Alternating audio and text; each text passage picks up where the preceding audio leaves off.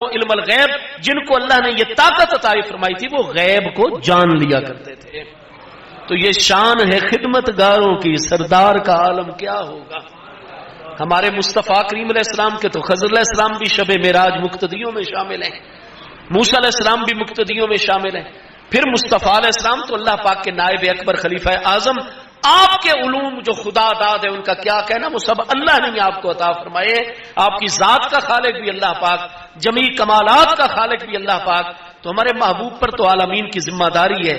اللہ پاک ہم سب کو محبوب علیہ السلام کی سچی محبت عملی غلامی عطا فرمائے، اللہ پاک ہم سب کو عمل کرنے کی توفیق عطا فرمائے۔ سوال یہ ہے کہ ہم 100 روپے کی چیز پر زیادہ سے زیادہ کتنا منافع لے سکتے ہیں؟ شریعت طاہرہ میں ایک ٹرم اور اصطلاح کتاب البیوع کے اندر لین دین خرید و فروخت کے، اس کو کہتے ہیں غبن فاحش۔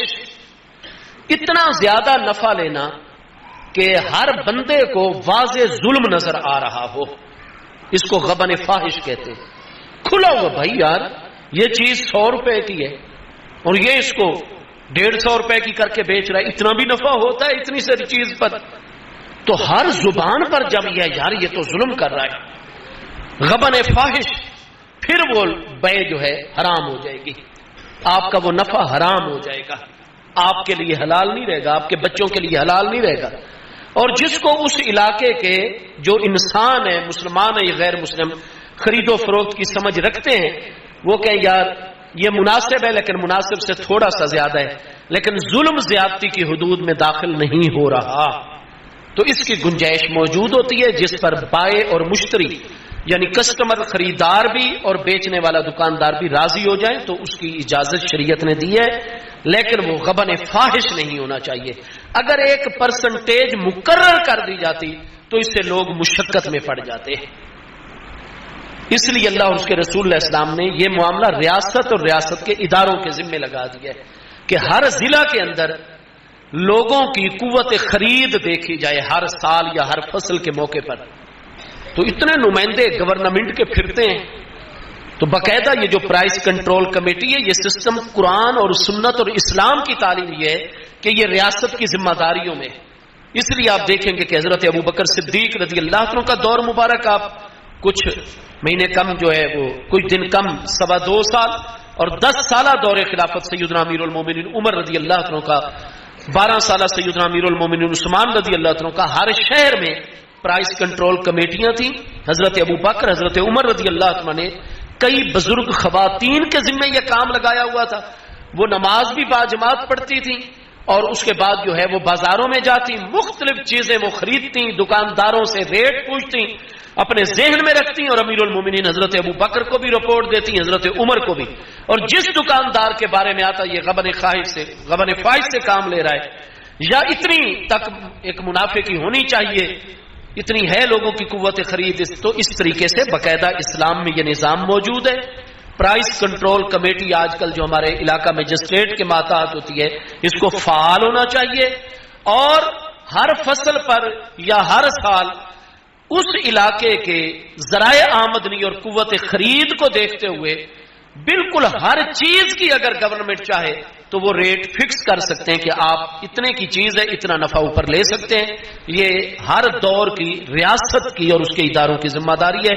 شریعت میں نہیں مقرر کی گئی حد، اس سے لوگ مشقت میں پڑ جاتے، اور اسلام تو آیا ہی قرآن فرماتا ہے یریدو بکم اليسر ولا یریدو بکم العسر۔ اللہ پاک اپنے احکام کے ذریعے تم سے آسانی کا ارادہ فرماتا ہے، تمہیں تنگی اور مشقت میں ڈالنے کا ارادہ نہیں فرماتا۔ تو اسلام کے احکام کی اصل الاصول بنیاد آسانی ہے، لوگوں کو مشقت سے بچانا ہے۔ لہذا ریاستی ادارے متحرک ہو، مجسٹریٹ صاحب اپنی ذمہ داری پوری کریں ہر تحصیل سطح پر، اور اس کے ساتھ وہ اپنے ماتحت علاقے کے نمائندوں سے منتخب کر کے پرائس کنٹرول کمیٹیاں بنائیں جن پر لوگوں کو اعتماد ہو۔ ہر مارکیٹ میں، ہر علاقے میں جہاں بھی چند دکانیں ہیں، پوچھ لیں کہ بھئی آپ لوگوں کے کون کون معتمد لوگ ہیں، لوگ بتا دیں جی ہمارے یہ 4-5 افراد ہیں، ان پر ہمیں پورا اعتماد ہے، ان کے ذمے ہو باقاعدہ، اور وہ اس طریقے سے ریٹ وغیرہ چیک کریں اور قوت خرید کو دیکھتے ہوئے فکس کر دیا کریں کہ بھئی یہ چیز اتنے میں اس دکاندار کو پڑ رہی ہے، اور تقریباً 1 مہینہ یہ چیز موجود رہتی ہے. اس کی مانگ اتنی ہے, مہینہ 15 دن دکانداروں کو ڈیوٹی بھی دینی پڑتی ہے, ان کی بجلی بھی اس پر خرچ ہوتی ہے, ملازمین کا خرچہ بھی ہوتا ہے, اس چیز کا کرایہ وغیرہ یہ ڈال ڈول کر 1 مہینہ تک اگر یہ چیز دکاندار کے پاس رہے گی, اس بیچارے کا اتنا اس پر خرچہ ہو جائے گا. 5 کی اس کو پڑی تھی, 3 روپے ماہانہ اس پر خرچہ, یہ 8 روپے کی ہے. چلو جی 10 روپے اس کی قیمت ہم فکس کر رہے ہیں, اگر اس سے زیادہ لے گا تو پھر ہم اس کا لائسنس منسوخ کریں گے, جرمانے کریں گے. تو یہ ریاست وقت کی ذمہ داریوں میں ہے. اور اتنا زیادہ منافع جس کو غبن فاحش کہا جائے وہ اس سارے معاہدے کو حرام کر دیتا ہے. حضرت بابا فرید الدین مسعود گنج شکر رحمت اللہ تعالی علیہ کے بہشتی دروازے سے گزرنے والا واقعہ ہی جنت کا حقدار ہے. اس بات کو جو بیان کرنے والی ہستی ہیں وہ امام بخاری, امام مسلم, امام ترمذی کی طرح اپنے دور کی ثقہ ترین ہستیوں میں شامل ہیں. وہ آل رسول علیہ السلام کی عظیم ہستی حضور سیدنا مولانا و مرشدنا حضرت سیدنا سلطان الاولیاء سلطان المشائخ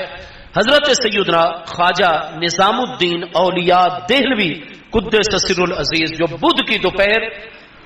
18 ربیع الثانی سن 725 ہجری, اب ہے 1445 سن ہجری, تو ٹھیک 720 سال اس 18 ربیع الثانی گزشتہ 720 سال ان کے وصال کو ہو چکے ہیں. 725 ہجری میں دہلی مالا کے قریب بستی نظام الدین شریف میں ان کا وصال اقدس ہوا تھا. تقریباً 90 سال اللہ نے ان کو زندگی عطا فرمائی تھی. حضرت خواجہ نظام الدین اولیاء یہ حسنی حسینی سید ہیں, ان کے ابا جان بھی سید ہیں, ان کی امی جان بھی سیدہ ہیں رحمت اللہ تعالی علیہما. جب 5 محرم الحرام سن 664 سن ہجری میں حضرت بابا فرید الدین مسعود گنج شکر جو سیدنا امیر المومن عمر رضی اللہ عنہ کی اولاد امجاد میں سے, ان کا وصال اقدس ہو گیا. اس دور میں اس کا نام اجوا دھن تھا, آج کل پاک پتن شریف ہے. تو جب ان کی تدفین بھی ہو گئی تو حضرت سیدنا خواجہ نظام الدین اولیاء فرماتے ہیں کہ آپ کے تدفین کے کوئی دنوں کے بعد رات کو میں آپ کے جو ہے وہ حجرہ مقدسہ کے باہر موجود تھا, کیونکہ حضرت بابا فرید الدین خود بھی جب قرآن پاک کا ختم کر لیتے ایک اینٹ پر پھونک مار دیتے, اور جتنے آپ کے درویش رہتے تھے ان سب کے ذمہ تھا ہر ختم قرآن پاک کے بعد ایک اینٹ پر پھونک ماری جاتی. آپ نے فرمایا کہ جب میرا وصال ہو تو میری قبر انور کے اندر بھی باہر بھی اور اس حجرے میں صرف وہ اینٹیں لگائی جائیں جن پر ایک ایک مرتبہ ختم قرآن پاک ہو چکا ہے. یہ پوری صحت سے ثابت ہے. اب جب آپ کی تدفین ہو گئی, چند راتیں گزری, تو حضرت سیدنا نظام الدین اولیاء دہلوی رضی اللہ عنہ فرماتے ہیں میں اپنے شیخ کریم کے آستان پر تھا کہ میں نے اچانک دیکھا رات کے اس وقت میں کہ بالکل عالم بیداری میں جاگتے ہوئے میرے کریم آقا علیہ السلام بھی تشریف لائے ہیں اور چاروں خلفائے راشدین رضوان اللہ تعالی علیہم اجمعین بھی ساتھ تشریف لائے ہیں. تو محبوب علیہ السلام جلوہ گر رہے, فرمایا مجھے بھی قدم بوسی کا شرف حاصل ہوا. پھر میرے محبوب علیہ السلام, چونکہ اس وقت بھی اس حجرہ مقدسہ کے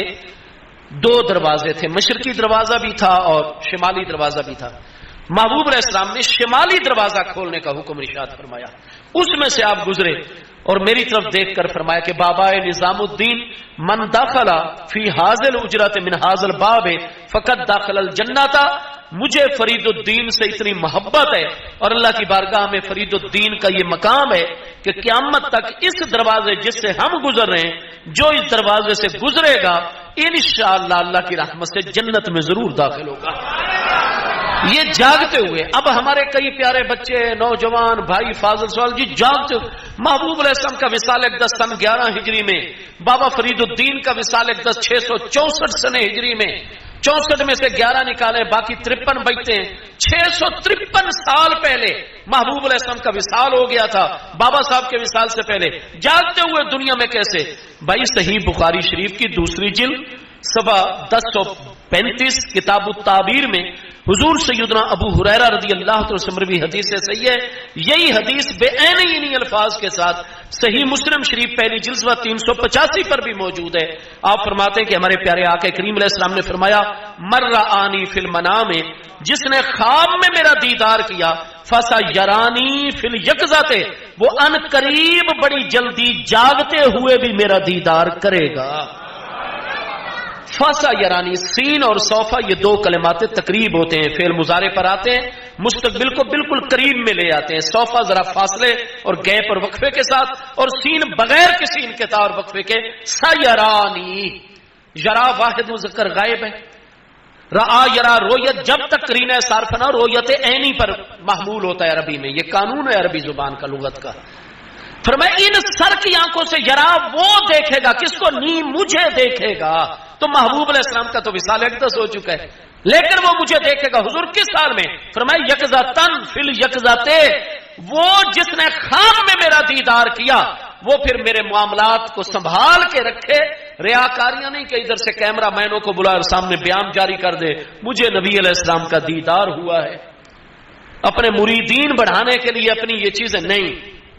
بھائی میانے عاشق و معشوق رمزیست کرامن کاتبیرا ہم خبر نیست.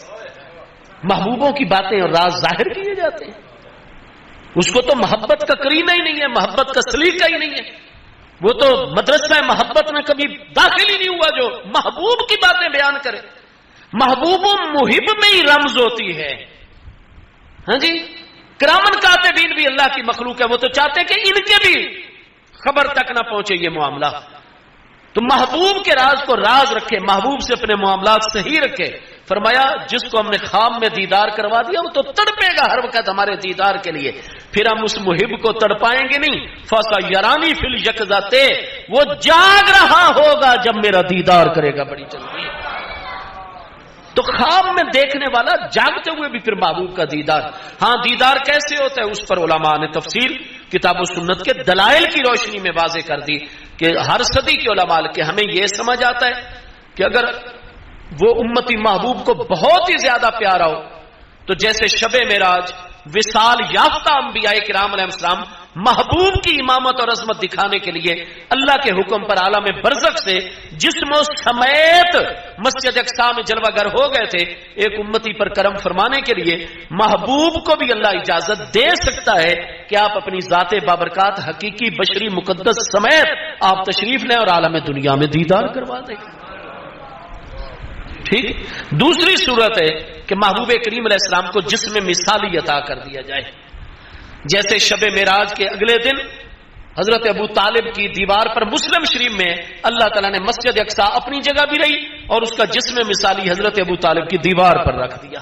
محبوب آپ بتائیں، یہ آپ سے کافر پوچھ رہے ہیں مسجد اقصی کی نشانیاں، اور وہ کہہ رہے ہیں کہ اے محمد علیہ السلام آسمانوں پر تو ہم گئے نہیں اس لیے سوال نہیں کر سکتے. ہاں تجارت کی خاطر ایک مہینہ مسجد اقصی بیت المقدس میں گزار کر ہمیں پتہ ہے اس کے دروازے کس طرف ہیں، ونڈو کتنی ہے، روشن دان کتنے ہیں، دروازوں کی ڈیزائننگ کیا ہے، ونڈو کی ڈیزائننگ کیا ہے، وہ ہم سوال کریں گے. محبوب فرماتے ہیں میرے دل پر خیال پیدا ہوا کہ یہ تو خود معجزے طلب کرتے ہیں، میں اللہ کی رحمت سے دکھاتا ہوں، یہ کہتے ہیں جادو ہے. اگر میں ان کو نشانی بتاؤں اور یہ کہیں نہیں جی آپ تو غلط بیان کر رہے ہیں پھر کیا ہوگا؟ فرماتے ہیں اللہ نے میری فوراً پریشانی دور فرما دی. مسجد اقصی حضرت ابو طالب میرے چچا جان کی سامنے حویلی اس دیوار پر رکھ دی. محبوب آپ بیان کریں اس کے دروازے کھڑکیاں، جو یہ سوال کریں آپ جواب دیں، جو کافر انکار کرے آپ اس کو دکھا دیں یہ سامنے مسجد اقصی دیکھ لو ہم صحیح جواب دے رہے ہیں یا نہیں. تو بالکل عالم مثال اور جسم مثالی. پھر بخاری شریف میں حدیث پاک ہے معراج سے واپس آئے محبوب نے فرمایا یا بلال ماذا تفعل ماذا تعمل، میرے پیارے بلال کون سا عمل کرتے ہو کہ ہم جب جنت کی سیر کر رہے تھے اپنے آگے آگے خشفتا قدم، آپ کے قدموں کی آہٹ اور آواز ہم اپنے آگے آگے سن رہے تھے. یا تو یہ مطلب ہے کہ اس رات حضرت بلال، لیکن نہیں وہ تو سب پر جو ہے وہ تو ابھی وضو کا پانی بھی چل رہا تھا جب محبوب کی واپسی بھی ہو گئی تھی لیلن تھوڑے سے حصے میں. ٹھیک ہے. یا تو یہ کہ حضرت بلال زمین پر چل رہے تھے اور محبوب جنت میں ان کے قدموں کی آہٹ سن رہے تھے. محبوب کی سننے کا عالم یہ ہے. اور لیکن حضرت بلال اور سب پر تو نیند تھی اس رات. تو دوسرا جواب علماء نے یہی دیا ہے کہ بھئی حضرت بلال رضی اللہ عنہ کا چلنا وہ عالم مثال میں تھا. ابھی دوزخی تو دوزخ میں اس امت میں سے پہنچے ہی نہیں، لیکن نبی علیہ السلام فرماتے ہیں جو سود کھاتا ہے اس کو وہ عذاب ہو رہا تھا، وہ عذاب. تو وہ جتنے بھی جہنم میں عذاب نبی علیہ السلام نے دیکھے یا جنت میں وہ ساری عالم مثال. وہ جہنم اپنی جگہ برحق موجود تھی لیکن جہنمی اس امت کے عالم مثال ان کے جسم مثالی تھے. تو محبوب ارادہ کرتے ہیں اللہ پاک کرم فرما میں نے اس امت کو جاگتے ہوئے اپنا دیدار امتی کو کروانا ہے. محبوب کو اس بندے کے سامنے جسم مثالی دے دیا جاتا ہے. روضہ انور سے محبوب کی توجہ ہوتی ہے, آپ کی روح مبارکہ کا تعلق جسم مثالی سے قائم ہو جاتا ہے, اور امتی جاگ رہا ہوتا ہے اور اس کو یہ لگتا ہے کہ میرے کریم آقا سامنے جلوہ گر ہے. اور کبھی کبھی محبوب علیہ السلام کی روح مقدسہ جسم انور میں بھی موجود رہتی ہے اور ادھر بھی تجسد اختیار کر لیتی ہے. قبلہ ریاض الحسن فریدی صاحب, قبلہ بابا ارشد قادری صاحب مجھ پر بڑے مہربان ہیں. کوئی میسج ان کو اچھا لگتا ہے یہ میرے واٹس ایپ پر بھی جناب سینڈ کر دیتے ہیں, میں اس کو پڑھتا ہوں, مجھے بھی بڑا پسند آتا ہے. میں کہتا ہوں میرے اتنے محبت والے فاضل بھائیوں نے مہربانی کی, یہ میرے فلاں دوست کے علم میں فوراً آنا چاہیے. میں 5 اگلے بندوں کو سینڈ کر دیتا ہوں. جب میں ان کے نمبروں پر سینڈ کرتا ہوں میرے فون میں وہ میسج اسی طرح موجود رہتا ہے یا آگے جانے کی وجہ سے ختم ہو جاتا ہے؟ میرے فون میں بھی تو موجود رہتا ہے, اور میں اگلے 5 بندوں کو بھی سینڈ کر دیتا ہوں. جب تک ڈیلیٹ نہ کروں موجود رہتا ہے یا نہیں؟ محبوب کی روح مقدسہ ادھر روضہ انور میں جسم انور میں بھی موجود رہتی ہے اور ادھر تجسد اختیار کر کے جلوہ گری بھی ہو جاتی ہے. ٹھیک ہے جی. تو الغرض یہ کچھ معاملات ایسے ہیں جو قرآن فرماتا ہے یؤمنون بالغیب, غیب پر ایمان رکھا جاتا ہے نا. تو محبوب کا فرمان برحق ہے, مر رآنی فی المنام فسیرانی فی الیقظہ. جس طرح بھی دیدار ہو وہ اللہ اور اس کے محبوب علیہ السلام جانے, لیکن امتی جاگ رہا ہوتا ہے اور جاگتے ہوئے محبوب کا اس کو دیدار ہونا برحق ہے. اس لیے سیدنا نظام الدین اولیاء دہلوی فرماتے میں جاگ رہا تھا رات کے وقت جب میرے کریم آقا اور ان چاروں ہستیوں نے کرم فرمایا اور محبوب علیہ السلام کا براہ راست فرمان نقل کیا. اور حضرت سیدنا سید نظام الدین اولیاء دہلوی وہ ہیں ہر دور کے علماء امت آپ کی عظمت اور سکاحت کو تسلیم کر رہے ہیں. بخاری کا راوی جیسے کوئی بات کرتا اور ہم بے چونو چرا مان لیتے ہیں تو یہ اتنی بڑی آل رسول کی سکا ہستی نے فرمایا ہوا ہے. ہاں اب ہر بات کا جیسے کہ مطلب ہوتا ہے, ہم شریعت طاہرہ کے اصولوں کی روشنی میں اس حدیث کا جو محبوب علیہ السلام کے وصال اقدس کے اتنی صدیوں بعد ہے, اور یہ تو پھر بھی 653 سال کا فاصلہ ہے. شاہ ولی اللہ صاحب تو 1176 میں فوت ہو رہے ہیں. آپ کی پوری کتاب ہے الدر الثمین فی مبشرات النبی الامین علیہ السلام. آپ فرماتے ہیں یہ 40 وہ حدیثیں ہیں کہ مجھے رہتے ہوئے دہلی میں جب کوئی علمی مشکل پیش آئی میں نے یہیں سے مدینہ طیبہ محبوب کی طرف توجہ کی. محبوب کا نور مقدس کبھی فلاں صورت میں کبھی فلاں صورت مجھ پر مستولی اور غالب ہوا, جلوہ گر ہوا. میں نے سوال کیا اور میرے آقا نے فرمایا میرے بیٹے شاہ ولی اللہ یہ سوال کا جواب ہے, لوگوں کو عطا کر دو. وہ فرماتے ہیں کہ باقی بخاری مسلم سندوں کے ساتھ ہے, یہ بغیر سند کے میں نے براہ راست اپنے جاگتے ہوئے دنیاوی زندگی میں 40 احادیث نبی علیہ السلام کی سنی ہے جو میں الدر الثمین فی مبشرات النبی الامین کتاب میں لکھ رہا ہوں. تمام علماء اہل حدیث اس کتاب کو حق مانتے ہیں, تمام علماء دیوبند تمام علماء اہل سنت اس کتاب کو حق مانتے ہیں کہ یہ واقعی محبوب کے فرمان ہے جو شاہ ولی اللہ صاحب نے جاگتے ہوئے نبی علیہ السلام سے سنے. صدیوں بعد محبوب کی روح مبارکہ جلوہ گر ہوئی ہے اور ان کے سوالوں کا جواب اگر شاہ ولی اللہ صاحب 13ویں صدی ہجری جو 1176 میں فوت ہوئے 12ویں صدی ہجری میں بات کریں کہ نبی علیہ السلام نے فرمایا ہے تو حضرت نظام الدین اولیاء وہ ہیں جن کی چوکھٹ پر شاہ ولی اللہ صاحب بھی بوس ازن ہوتے ہیں. تو شاہ ولی اللہ صاحب کی بات ہو جاتا ہے تو ان سے بھی بڑی سیکا ہستی حضرت نظام الدین اولیاء کی بات. ہاں شریعت مبارکہ کی روشنی میں اصول ہے شریعت میں, پھر اس کا مطلب واضح کیا جائے گا. تو شریعت مبارکہ میں اس کا مطلب یہ ہے کہ حضرت بابا فرید الدین مسعود گنج شکر اللہ تعالیٰ کی بارگاہ میں وہ مقبول ہستی ہیں کہ جو صدق نیت کے ساتھ ان کے آستان پر آئے گا اس دروازے سے گزرے گا اس وقت تک اس کی موت نہیں ہوگی جب تک اللہ اس کو توبہ کی توفیق نہیں دے دے گا. ٹھیک ہے, تو یہ اس کا مطلب ہے, یعنی اللہ تعالیٰ کی طرف سے خاص عنایت ہوگی انشاءاللہ تعالی. تو یہ برحق فرمان ہے, ہمیں جن ہستیوں سے ملا ہے بخاری مسلم کے راوی بیان کریں ہم مان جاتے ہیں, یہ اتنی بڑی عظیم ہستیوں نے بیان کیا ہے ہم کیوں نہیں مانیں گے. اور پھر شریعت کے اصولوں کی روشنی میں یہ فرمان بھی, بیداری میں دیدار کروانا بھی, یہ ساری چیزیں برحق ہیں. کسی اصول شریعت سے یہ بات نہیں ٹکراتی, اس لیے بالکل برحق ہے. حضور قبلہ میرا سوال یہ ہے کسی مسلمان کا مسلمان کو کافر کہنا کیسا ہے, منع ہے یا حرام ہے؟ مدلل طور پر جواب عنایت فرما کر عند اللہ ماجور ہوں. ایک مسلمان کہ جو اللہ اور اس کے پیارے محبوب علیہ السلام اور شاعر دینی کی کوئی توہین اور گستاخی بھی اس سے ثابت نہیں ہے، نہ اس نے کبھی کی ہے. پھر ضروریات دین پر وہ کامل ایمان رکھتا ہے، کیونکہ مومن اور مسلمان کی کیا تعریف اور ڈیفینیشن ہے کہ وہ مرد و عورت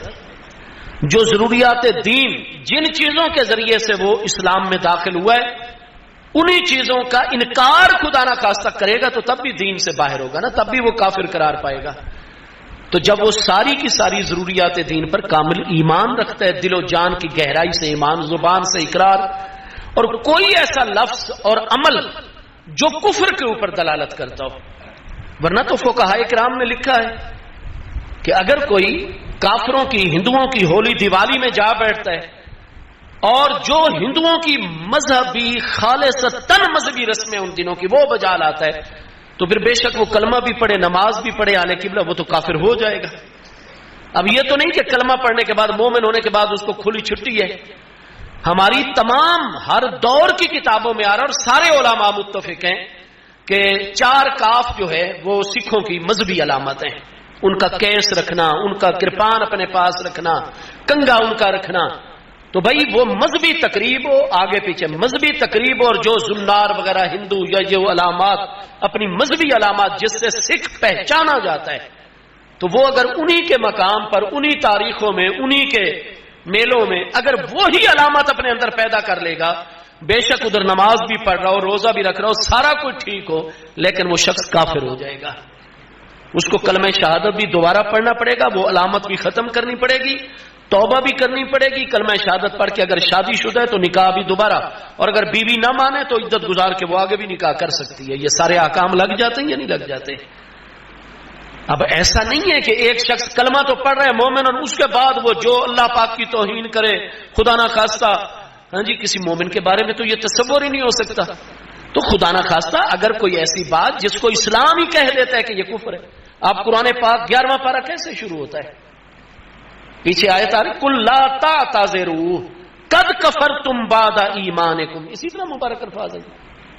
یہ اللہ پاک نے کب نازل فرمایا؟ یہاں بعد ایمانکم کے لفظ ہیں. 11واں پارہ شروع ہی نہیں مبارک نورانی الفاظ سے ہو رہا ہے. سورہ توبہ ہے، اس کا یہ مبارک مقام ہے. نبی پاک علیہ السلام ایک مقام پر جلوہ گر ہیں، تو اونٹنی جو ہے نا جی، وہ ایک بندے کی وہ چل پڑی ایک طرف اور گم ہو گئی. اب وہ تلاش میں نکلے، محبوب علیہ السلام کی بارگاہ میں بھی آ گئے. تو پھر وہ تو پیارے صحابی تھے، انہوں نے تو یقین کامل کے ساتھ نبی علیہ السلام سے سوال کیا. محبوب علیہ السلام نے فرمایا اس طرف چلے جاؤ، اور اس کی نکیل ایک جھاڑی کی شاخ کے ساتھ اٹکی کھڑی ہے، پریشان نہ ہو، وہاں جا کر لے لو. اب یہ جو منافقوں نے یہ بات سنی نا، اس وقت اس لشکر میں ساتھ تھے، جماعت میں ساتھ تھے، وہ وہاں سے اٹھے اور اپنے خیموں میں جا کر زور زور سے ہنسنے لگ گئے اور کہنے لگے دیکھو ہم ان کے ساتھ رہتے ہیں، ہمارا پتہ نہیں چلتا، اور اونٹنیوں کی خبریں دے رہے ہیں. وہ پیارے صحابی گئے، مل گئی وہ اونٹنی بھی. اب جس باقی صحابہ کرام چند ایک نے ان کی یہ مذاق سن لیا، محبوب علیہ السلام کو آ کر عرض کی. محبوب نے فرمایا ان کو بلا لاؤ. جب محبوب کے خیال نے فرمایا تم میرے علم خدا دار پر اعتراض، میرا کلمہ بھی پڑھتے ہو اور اونٹنی مل جائے گی، وہ ابھی تھوڑی دیر میں لے کر آئے، مذاق اڑاتے ہو. انہوں نے کہا نہیں حضور، ہم تو ویسے ہی حضور اور ایسے، باقی ہمارا عقیدہ ایسا ہرگز نہیں ہے. اللہ پاک نے فوراً قرآن پاک کا یہ مقام نازل فرما دیا. فرمایا اب آیات اللہ ہے، کیا اللہ کی آیات اور اس کے پیارے رسول اللہ السلام کے ساتھ حضور اور مذاق کرتے ہو؟ ہاں جی، فرمایا قد کفرتم بعد ایمانکم. میرے محبوب کے متعلق یہ بات علم کی نفی کر کے اور یہ مذاق کی باتیں کر کے، قد کفرتم بعد ایمانکم، اپنے ایمان لانے کے بعد تم کافر ہو چکے ہو اللہ کی بارگاہ میں. تو میرے بھائی ایسا ہے کہ اگر ایک محقق عالم جس کا 20-30 سال فتویٰ دینے کا تجربہ ہے، مہارت ہے، اگر وہ کسی مسلمان میں کوئی ایسی بات دیکھتا ہے اور پھر کہتا ہے بھئی ابھی تک تو لزوم ہے، یہ ہے کلمہ کفریہ، عمل کفریہ، آپ اس سے توبہ کر لیں، بالکل اس کو وہ بات قبول کر لینی چاہیے. اور جب وہ التزام بھی کر اس کو سمجھا دیا گیا، حجت قائم، اور پھر بھی وہ ڈٹا کھڑا ہے، اب تو لزوم کی بجائے التزام بھی پایا گیا. اب عالم مجبور ہو جاتا ہے کہ وہ اس پر فتویٰ دے دے. وقت کے عالم مجبور ہو جاتا ہے، ذمہ دار عالم. یہ نہیں ہے کہ اسلام لوگ قبول کرتے جائیں اور جو اپنی مرضی ہے اس میں باتیں کرتے چلے جائیں، ایسا نہیں ہے. ہاں اگر ایک بندہ ایسا ہے جو بالکل ٹھیک مسلمان ہے، اس میں کوئی اس طرح کا منفی معاملہ نہیں، سچے مسلمان کو جو کافر کہے گا، بخاری شریف پہلی جلد صفحہ 9 کتاب الایمان میں حدیث صحیح ہے، محبوب علیہ السلام نے فرمایا من قال لمسلم یا کافر، جس نے کسی میرے مسلمان امتی کو کہا اے کافر، اور وہ بالکل ٹھیک مومن اور مسلمان ہے، محبوب علیہ السلام نے فرمایا فقد با علیہ کفر، کفر اسی کافر کہنے والے کی طرف لوٹ آئے گا۔ تو کسی بھی مسلمان کو جو صحیح مسلمان ہے اس کو کافر کہنا حرام ہے، گناہ کبیرہ ہے۔ اللہ اکبر، نعرہ رسالت، یا رسول جی مہربانی، بارک اللہ بارک اللہ بارک اللہ بارک اللہ۔ ایک شخص نے اپنی بیوی کو ایک خط بھیجا جس میں لفظ طلاق 3 بار لکھ کر آگے لکھا کہ میں اپنی زوجہ کو اپنے اوپر حرام کرتا ہوں، تو جہاں چاہے نکاح کر۔ اور اس خط میں 2 آدمیوں کی گواہی بھی تھی، تو اس صورت میں اس کی بیوی کو طلاق ہوئی یا نہیں؟ جواب عطا فرمائیں۔ بھائی نکاح کے بعد ہر مسلمان کو 3 طلاقوں کا اختیار ملتا ہے، تو اسلام نے تو پورا ایک طریقہ کار بتایا، لیکن یہ سزا کے طور پر ہے کہ اگر کوئی شخص خدا نخواستہ اکٹھی 3 طلاقیں بھی زبانی یا تحریری دے دیتا ہے، گناہگار ضرور ہوتا ہے لیکن تینوں کی تینوں طلاقیں ہو جاتی ہیں، عورت اس پر حرام ہو جاتی ہے۔ آپ ابو داؤد شریف میں کتاب الطلاق میں، سنن نسائی کتاب الطلاق میں، سیاستہ کی کتابیں، مسند احمد، دیگر کتابوں میں صحیح السند احادیث ہیں کہ حضور مولا مرتضی شیر خدا کرم اللہ تعالی وجہ الکریم کی خدمت میں ایک شخص آیا، یہ حدیث سندن متنن صحیح ہے، اور اس نے کہا امیر المومنین میری بیوی نے مجھے پریشان کیا اور کئی دنوں سے کر رہی تھی، تو بالآخر میں نے بڑا موقع دیا لیکن حضور آج اس نے حد کر دی، تو میں بھی اپنے اوپر قابو نہیں رکھ سکا، اور میں نے اس کو کہا کہ طلقتوں کے عدد نجوم السماء، کہ جتنے آج رات آسمان پر تارے ہیں ان تاروں کی تعداد کے برابر جا میں نے تجھے طلاق دی۔ تو حضور مولا مرتضی نے فرمایا بانت من کا بسلاسن وسائرہن علی کا وزر، اے صاحب 3 طلاقیں اس میں سے تیری بیوی پر باقی ہو گئی اور بانت من کا، وہ تجھ پر حرام ہو گئی، بالکل الگ ہو گئی تجھ سے، اب تو رجوع نہیں کر سکتا، اور باقی جو ستاروں کی تعداد کے برابر طلاقیں بچی ہیں وہ قیامت والے دن تجھ پر بوجھ ہیں، گناہ ہیں، تجھے جواب دینا پڑے گا۔ ابو داؤد شریف میں سیدنا عبداللہ ابن عباس اور سنن نسائی کے اندر بھی ہے، پھر امام بیہقی کی سنن کبریٰ کی 9ویں جلد میں کتاب الطلاق لگی ہوئی، اس میں صحیح سند کے ساتھ ہے، حضرت عبداللہ ابن عباس فقیہ امت جن کا میں نے شروع میں ذکر کیا تھا، آپ تشریف فرما تھے، آپ کی خدمت میں ایک شخص ہے، اس نے کہا جی بیوی پر مجھے بڑا پریشان کر رہی تھی، مجھے تکلیف ہوئی ہے، غصہ آیا، تو طلقتہ 100 تطلیقۃ، میں نے ایک ہی مجلس میں ایک ہی جملے کے ساتھ 100 طلاقیں اکٹھی اپنی بیوی کو جاری کر دی ہیں۔ قال ابن عباس، سیدنا عبداللہ بن عباس نے فرمایا بانت من کا بسلاس وسائرہن علیک وزر، وہ 3 طلاقیں اکٹھی کے ساتھ تم پر بائنہ ہو گئی، حرام ہو گئی، نکاح ختم ہو گیا، رجوع کا اختیار ختم، اور باقی 97 طلاقیں تجھ پر گناہ ہیں، وہ تمہیں جواب دینا پڑے گا قیامت کے دن۔ تو الغرض بھائی یہ تینوں طلاقیں، پھر آگے اس نے حرام، چونکہ پہلے 3 طلاقیں صریح ہو چکی ہیں، لفظ حرام بھی چونکہ طلاق کے بعد بولا جا رہا ہے، لہٰذا لفظ یہ اگرچہ کنایا ہے لیکن چونکہ معنی اس کا پیچھے طلاق متعین کر رہی ہے، لہٰذا ان الفاظ کا اثر نہیں ہوگا، 3 سے وہ پہلے نکاح سے نکل چکی ہے، تو یہ تینوں طلاقیں ہو چکی ہیں، اب وہ اکٹھے نہیں رہ سکتے، بچے ہیں، لین دین اس کا معاہدہ کریں، مرد اپنی جگہ عورت اپنی جگہ، اللہ تعالیٰ بندے کے لیے اور اسباب پیدا کرے گا عورت کے لیے، اور یہ اکٹھے نہیں رہ سکتے۔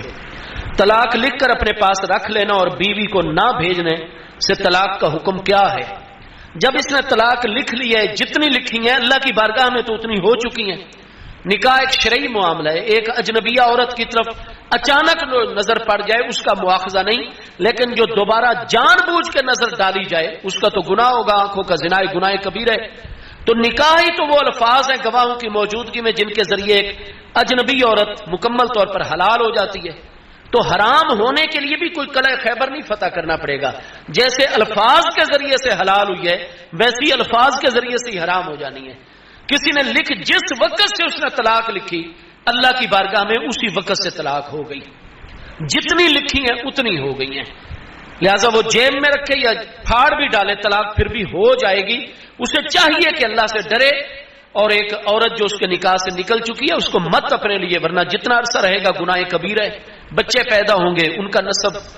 جو ہے وہ ثابت بظاہر ہو جائے لیکن حقیقتاً تو وہ حلال نہیں ہوگا معاملہ، تو اس لیے فوری طور پر الگ ہو جانا چاہیے، علماء سے رجوع کریں، ان کے سامنے وہ تحریر رکھیں اور جو وہ رہنمائی دیں اس پر عمل کریں۔ بیوی کا نام بدل کر طلاق دی، نیت طلاق نہ تھی، دوسرے کو دھوکہ دینا تھا، اس کا کیا حکم ہے؟ اس طرح تو ہر بندہ ہی بعد میں کہہ سکتا ہے کہ میں نے جو ہے وہ فلاں کو دھوکہ دینا۔ جامع ترمذی، مسند احمد اور بہت ساری کتابوں میں یہ حدیث پاک ہے، آقا کریم علیہ السلام نے فرمایا ثلاثۃ جدہن جد و ہزلہن جد، تین چیزیں ایسی ہیں جو حقیقتاً تو حقیقت ہیں ہی صحیح لیکن بطور مذاق بھی ہوں پھر بھی حقیقت ہے، ان میں نکاح بھی ہے، ان میں عتاق غلام کا آزاد کرنا بھی ہے، ان میں طلاق بھی ہے۔ نکاح ہنستے ہنستے ہی اگر کوئی کنوارا مرد کو تو 4 کی اجازت ہے، بے شک 3 بیویاں پہلے ہی اس کے نکاح میں ہوں، عورت کنواری ہے اور مذاق کے طور پر کہتی ہے کہ میں نے ان 2 گواہوں کی موجودگی میں تجھ سے نکاح کیا، وہ بندہ کہتا ہے میں نے قبول کیا، چاہے مذاقن بھی ہو، ڈرامہ ہی ریکارڈ کروا رہے ہو، ان میں بھی کہیں گے نکاح ہو جائے گا، طلاق لینی پڑے گی اگر اکٹھا نہیں رہنا تو۔ اسی طرح طلاق دے دی اور بعد میں کہا جی میں نے تو مذاق کہا تھا، میری نیت اور تھی، تو یہ وہ کام ہے جس میں نیت کا اعتبار نہیں ہے، صریح لفظ میں تو نیت کی ضرورت ہی نہیں ہوا کرتی، ورنہ تو ہر بندہ ہر بات کر کے کہے گا میری یہ نیت ہی نہیں تھی، نہیں، صریح الفاظ میں نیت کا نہیں ہوتا، لہٰذا نام جو بدلا ہے اس کے حوالے سے وہ قسم دے دے گا بھئی واقعی میری بیوی مراد نہیں تھی، اس پر تو مفتی صاحب اس کی بات سن لیں گے، اس پر غور کریں گے، لیکن جو آگے طلاق ہے نا اس میں نیت کا اعتبار نہیں ہوگا، طلاق ہو جائے گی۔ جس طرح مرد عورت کو طلاق دیتا ہے کیا اسی طرح شرعن عورت بھی مرد کو طلاق دے سکتی ہے یا نہیں؟ جی ہاں، اسلام میں یہ رکھا گیا ہے، یہ آپ کے نکاح فارم میں باقاعدہ ایک کالم آج بھی موجود ہوتا ہے کہ آیا کہ شوہر نے بیوی کو حق طلاق تفویض کر دیا ہے یا نہیں، تو شوہر کے پاس بھی اسی طرح رہ جاتا ہے اس میں معمول طلاق کا اختیار، اور بیوی کو بھی تفویض ہو جاتا ہے۔ اس کی صورت یہ ہوتی ہے کہ اگر کوئی ہماری بہن بیٹی یہ مناسب سمجھے کہ میرا یہاں نکاح کرنا بھی ضروری ہے، فلاں فلاں معاملات ہیں، اسباب ہیں، کبھی گھریلو مجبوریاں ہوتی ہیں، خاندانی ہوتی ہیں، مختلف، لیکن مجھے اس بندے پر پورا اعتماد بھی نہیں، یہ مجھے آگے پریشان بھی، تو پھر اس کی صورت اسلام میں بتائی گئی ہے کہ ٹھیک ہے آپ نکاح کریں لیکن نکاح سے پہلے شرط لگا لیں کہ بھئی آپ مجھے طلاق بائنہ کا اختیار تفویض کر دیں گے، مجھے اختیار دے دیں گے۔ تو اس کا طریقہ یہ ہوتا ہے کہ 2 بندے کم از کم پڑھے لکھے سمجھدار جو ان مسائل کو سمجھتے ہوں، معاشرتی مسائل بھی سمجھتے ہوں، شرعی مسائل بھی سمجھتے ہوں، 2 بندے شوہر کی طرف سے، 2 بندے جو ہے وہ عورت کی طرف سے مقرر کر دیے جاتے ہیں۔ عورت اور مرد میں یا ان کے ورثاء میں شرائط طے کر دی جاتی ہیں کہ عورت کہتی ہے مجھے یہ چیز بھی پسند نہیں، یہ بات بھی پسند نہیں، یہ بات بھی پسند نہیں، اگر تو ان چیزوں میں سے کوئی کرے گا تو ایک طلاق بائنہ کا حق مجھے دے دے، اگر یہ چیز پائی گئی تو میں جب چاہوں اپنے اوپر طلاق بائنہ جاری کر کے تیرے نکاح سے نکل جاؤں گی۔ وہ ان گواہوں 4 بندوں کی موجود کہتے ہیں ٹھیک ہے جی یہ تمہاری شرطیں مجھے قبول ہیں، اگر ان چیزوں میں سے میں کچھ کروں، فلاں معاملات میں سے تجھے کوئی تکلیف پہنچاؤں تو بالکل میں ان چیزوں کا پابند ہوں گا۔ جب یہ 4 بندے بیٹھ کر متفقہ یا اکثریتی طور پر فیصلہ دے دیں گے کہ واقعی شرط کی خلاف ورزی پائی گئی اور میں مرد نے یہ خرابی کر دی ہے تو بالکل تجھے حق طلاق تفویض ہے، تو وہ حق طلاق تفویض ہو جاتا ہے۔ چنانچہ یہ ہوتا ہے کہ وہ پھر 4 بندے مقرر ہو گئے، نکاح ان کا ہو گیا۔ خدا نہ خواستہ عورت محسوس کرتی ہے کہ مرد شرط کی خلاف ورزی کر رہا ہے، وہ ان 4 بندوں کو بلا لے گی، 2 اس کے طرف سے ہیں، 2 اس کے شوہر کی طرف سے، شوہر بھی اپنے بیان دے گا، عورت بھی اپنے بیان دے گی، یہ 4 متفقہ طور پر یا ان میں سے اکثر 3 بندے ہوتے ہیں، وہ اگر فیصلہ دے دیں گے کہ عورت حق پر ہے،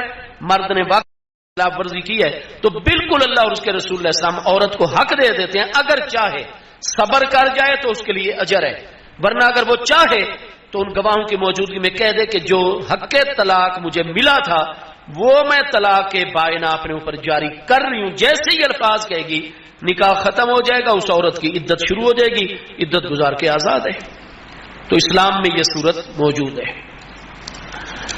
حق طلاق تفویض کرنے کے بعد شوہر کو بھی حق اسی طرح رہتا ہے، اگر وہ بھی عورت نہ بھی جاری کرے، وہ بھی اگر طلاق دے گا طلاق اس کی بھی مانی جائے گی، اس کی بھی ہو جائے گی۔ امام کے پیچھے سورہ فاتحہ پڑھنی چاہیے یا نہیں؟ اس میں حضرات صحابہ کرام رضی اللہ تعالیٰ عنہ مجمعین، اور جب ہم صحابہ کرام کا تذکرہ کرتے ہیں تو حضرات اہل بیت اطہار رضوان اللہ تعالیٰ علیہم جن کی جتنی مقدس ہستی ہیں وہ لفظ صحابی کی تعریف میں بھی داخل ہوتی ہیں، اور ہم صراحتاً بھی یہ دونوں چیزیں الگ کر دیتے ہیں۔ حضرات اہل بیت اطہار، حضرات صحابہ کرام کی جو صاحب علم و دانش ہستیاں ہیں اس دور کی، ان میں اختلاف ہے۔ ایک جماعت ایسی ہے جن کو یہ سمجھ آئی ہے کہ امام کے پیچھے ہم جب نماز پڑھتے ہیں تو ہمیں اور قرآن پاک میں سے کچھ نہیں پڑھنے کی اجازت، لیکن سورہ فاتحہ الحمدللہ رب العالمین سے لے کر غیر المغضوب علیہم ولا الضالین تک ہم امام کے پیچھے پڑھیں گے، ہمارا پڑھنا ضروری ہے۔ اگر ہم نہیں پڑھیں گے تو ہماری نماز نامکمل رہ جائے گی۔ مکمل نماز تب ہوگی جب ہم امام کے پیچھے سورہ فاتحہ پڑھیں گے، جیسے کہ سیدنا ابو ہریرہ رضی اللہ عنہ کا یہی مذہب ہے۔ کچھ اور ہستیاں بھی ہیں پیارے صحابہ کرام میں، تو وہ تو یہی کہتے ہیں کہ بھائی امام کے پیچھے سورہ فاتحہ پڑھنی ہے، اور باقی حضرات خلفائے راشدین رضی اللہ عنہ مجمعین اور جو بڑی بڑی اصحاب علم و دانش ہستی ہیں پیارے صحابہ کرام کے اندر ہی، وہ فرماتے ہیں نہیں، ہمیں جو نبی علیہ السلام نے نماز سکھائی ہے، جو تعلیم فرمائی ہے، امام کے پیچھے نماز میں سورہ فاتحہ با جماعت جب ہو تو مقتدی اگر پڑھے گا تو یہ اس کے لیے کراہت کا باعث ہوگی، اللہ پاک ناراض ہوتا ہے، نماز کا ثواب کم ہو جاتا ہے۔ نماز ہو جاتی ہے لیکن ایسی نماز ہے جس سے اللہ اور اس کے رسول علیہ السلام اسے پسند نہیں کرتے، فریضہ ادا ہو جاتا ہے۔ اب ہم جو لوگ ہیں ہم انہی کے شاگرد ہیں، یعنی ہم سیدنا امام الاعظم امام ابو حنیفہ علیہ رحمت کی تحقیقات پر عمل کرتے ہیں۔ ہر وہ مسئلہ جس میں اختلاف ہو گیا یا جو اجتہادی مسئلہ ہے، ہم امام ابو حنیفہ کو اپنا راہبر و رہنما مانتے ہیں۔ آپ 150 ہجری میں فوت ہوئے ہیں۔ اب آپ کے جو اساتذہ ہیں وہ ہیں کئی صحابہ کرام جن کی آپ نے زیارت کی، کچھ سے روایت کا شرف حاصل کیا، 4500 تابعین آپ کے استاد ہیں، اور فقہ سب سے زیادہ آپ نے حاصل کی ہے 2 بارگاہوں سے۔ نمبر 1 حضرت سیدنا امام حماد بن ابی سلیمان تابعی علیہ رحمت سے، دوسرا حضرت امام الائمہ سیدنا امام جعفر الصادق رضی اللہ عنہ اور ان کے پیارے ابا جان حضور سیدنا و سید السادتنا امام الائمہ سیدنا امام محمد الباقر رضی اللہ عنہ سے۔ امام حماد جو ہیں تو وہ شاگرد ہیں سیدنا ابراہیم نخعی تابعی جو سن 96 ہجری میں عراق میں وصال فرما رہے ہیں، ان سے امام ابراہیم نخعی تابعی نے ساری فقہ حاصل کی ہے حضرت سیدنا علقمہ بن قیس سے اور حضرت سیدنا عبد الرحمن بن اسود النخعی سے، اور یہ دونوں ہستیاں شاگرد ہیں حضور امیر المومنین مولا کائنات کرم اللہ تعالی وجل کریم اور حضرت سیدنا عبداللہ ابن مسعود رضی اللہ عنہ کی۔ سیدنا امام محمد الباقر شاگرد ہیں سیدنا امام الائمہ امام زین العابدین رضی اللہ عنہ، سیدنا ابی بن کعب، سیدنا جابر بن عبداللہ انصاری، سیدنا ابو سعید خدری رضی اللہ عنہ کے، اور وہ سلسلہ پھر امام حسین رضی اللہ عنہ حضور مولا کائنات اور آقا کریم علیہ السلام، حضرت ابی بن کعب، حضرت جابر بن عبداللہ، حضرت ابو سعید خدری، یہ ڈائریکٹ نبی پاک علیہ السلام کے شاگرد ہیں۔ تو اس طرح جو امام اعظم کا سلسلہ ہے نبی پاک علیہ السلام تک، اس سارے سلسلے میں کوئی ایک بھی ہستی نہیں جو امام کے پیچھے سورہ فاتحہ کی قائل ہو۔ آپ دیکھیں گے جامع ترمذی سیاستہ میں شامل ہے، جامع ترمذی پہلی جلد صفحہ 35 کتاب الصلاۃ میں سیدنا جابر بن عبداللہ انصاری رضی اللہ عنہ آپ فرما رہے ہیں کہ من صلی رکعۃ ولم یقرأ فیہا بأم الکتاب، جس نے 1 رکعت بھی نماز پڑھی اور اس میں ام الکتاب سورہ فاتحہ نہیں پڑھی، لم یصلی، اس نے وہ رکعت پڑھی ہی نہیں، الا ان یکون وراء الامام، ہاں جب امام کے پیچھے ہوگا پھر سورہ فاتحہ نہیں پڑھے گا۔ امام ترمذی آگے فرماتے ہیں کہ حدیث جابر حدیث حسن صحیح، یہ حدیث حسن صحیح ہے۔ اسی طرح سیدنا زید ابن ثابت انصاری رضی اللہ عنہ جو انصار میں سب سے بڑے فقیہ ہیں، انصار مدینہ میں جمع قرآن کمیٹی کے سربراہ ہیں حضرت ابوبکر صدیق کے دور میں، اور علم فرائض کے سب سے بڑے ماہر اور امام، آپ پیارے صحابی مسلم شریف پہلی جلد 115 پر ہے، آپ اپنے شاگردوں کو تعلیم دے رہے ہیں کہ اذا کنت معه فلا تقرأ شيئا من القرآن، کہ جب تم امام کے پیچھے مقتدی بن جاتے ہو تو پھر قرآن میں سے تم نے امام کے پیچھے قیام میں کچھ نہیں پڑھنا،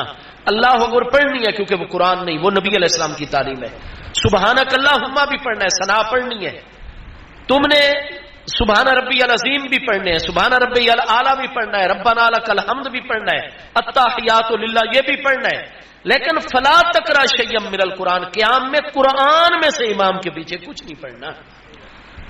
پھر قرآن بھی فرماتا ہے اذا قرئ القرآن فاستمعوا له وانصتوا لعلکم ترحمون، فجر کی نماز، عشاء کی، مگر اس میں تو امام اونچی قرات کر رہا ہے، اور قرآن فرماتا ہے جب قرآن پڑھا جا رہا ہو تم نے خاموش ہو کر توجہ سے سننا ہے اور اپنی زبان کو بند رکھنا ہے۔ تو الغرض ہم جن ہستیوں کے شاگرد ہیں،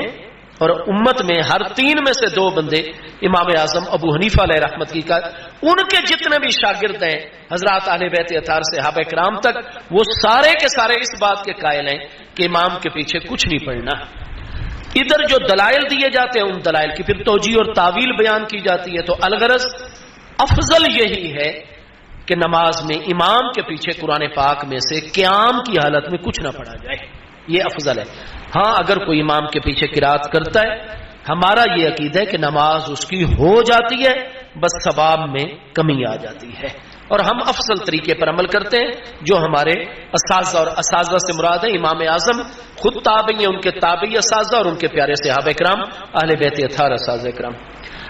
اگر کوئی شخص اپنی بیوی کو 3 طلاق دے دے تو دوبارہ کیسے رجوع ہو سکتا ہے؟ بھائی ایسا ہے کہ رجوع اب نہ کریں، رجوع نہ کریں، لیکن آپ کو پتہ ہے کہ شریعت مبارکہ جو ہے وہ فطرتی دین ہے، فطرت اللہ التی فطر الناس علیہا۔ بعض اوقات ایسے انسانوں کو یہ آپس میں مسلمانوں کے معاملات ہوتے ہیں کہ اگر خدا نہ خواستہ رجوع والی کوئی صورت نہ ہو تو ایک تو مرد اور عورت میں اتنی بعض اوقات محبت ہوتی ہے کہ اب وہ طلاقیں تو 3 دے بیٹھے، لیکن بعد میں ایک دوسرے کے بغیر رہ ہی نہیں سکتے، اور حالت خودکشی تک جا پہنچتی ہے، ایک چیز سے ان کو نکالنا اور دوسرے حرام میں مبتلا کے ہمیشہ کا عذاب اور حرام موت مر رہے ہیں۔ ان کا جذبات کا معاملہ ایسے، بعض اوقات یہ ہوتا ہے کہ لڑکی کے والدین اور ان کو اتنی ایذا پہنچتے اور کہتے ہیں ہماری بچی کو اس نے طلاق، ہم تو اس کو زندہ نہیں چھوڑیں گے۔ بعض اوقات لڑکے والوں کی طرف سے کچھ ایسے معاملات آ جاتے ہیں۔ تو بھائی یہ صورت کسی اور نے نہیں بتائی، آج کل ایسی جذباتی باتیں کر کے تو خراب۔ حلالہ کی نیت تو ہرگز ہونی ہی نہیں چاہیے، کیونکہ حدیث سے صحیح ہے، آقا کریم علیہ السلام نے فرمایا لعن اللہ المحلل والمحلل له، لعن اللہ المحلل والمحلل، حلالہ کرنے والے، حلالہ کروانے والے عورت و مرد اور جتنے اس میں انوالو ہوتے ہیں، گواہ وغیرہ بنتے ہیں، ان سب کے اوپر اللہ پاک کی لعنت آتی ہے۔